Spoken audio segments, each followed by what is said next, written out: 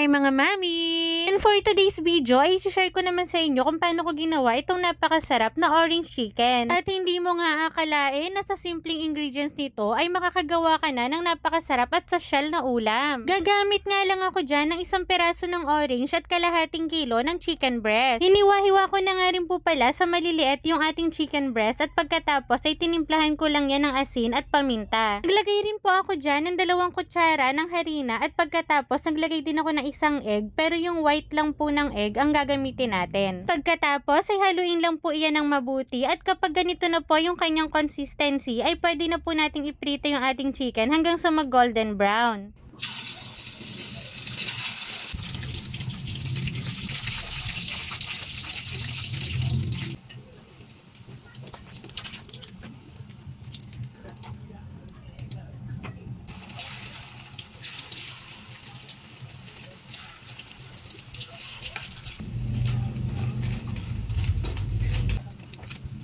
Kapag naprito na nga po natin lahat ng chicken mga mami, ngayon naman ay magpiprepare naman po tayo ng sauce. Ang una ko nga pong ginawa dyan ay naggadgad lang ako ng isang peraso ng garlic. Pagkatapos ay kukuha rin tayo ng kaunting orange zest. Pagkatapos sa isang lalagyan, paghalu-haluin lang lahat ng ingredients. Ilagay lang yung ginadgad na bawang at yung lemon zest. Ilagay na rin yung piniga na orange juice. Pagkatapos ay maglalagay rin tayo dyan ng 1 tablespoon ng sugar, 1 tablespoon ng vinegar, at 1 tablespoon ng soy sauce. At pagkatapos ay ilagay lang yan sa isang kawali at intayin lang hanggang sa kumulo.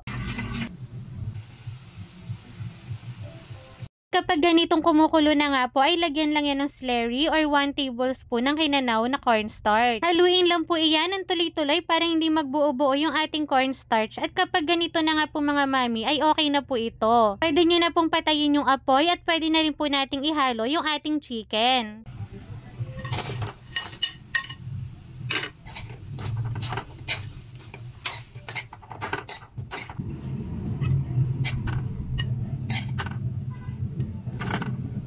Para naman sa pag-plating ay pwede na nga lang kayo dyan maglagay ng spring onion at nag-slice din po pala ako ng 2 piraso ng orange para magandang tignan. O diba, napaka-social na ngang tignan at napakasarap. At syempre, ito na nga po ko mga mami at sobrang excited na nga po na matikman itong niluto ko. At grabe nga po, sobrang sarap po talaga mga mami at tamang-tama nga lang po yung pagkakatimpla. At lasang-lasa mo nga rin po yung sarap ng orange at in fairness nga ay hindi ganun kamahal ang mga ingredients na ginamit. Compare mo naman kapag kumain ka nito sa mga restaurant, ay nako, talagang mapapamahal ka. Kaya naman, subukan nyo na nga rin po ito sa inyong mga bahay. Yun lang. Thank you for watching!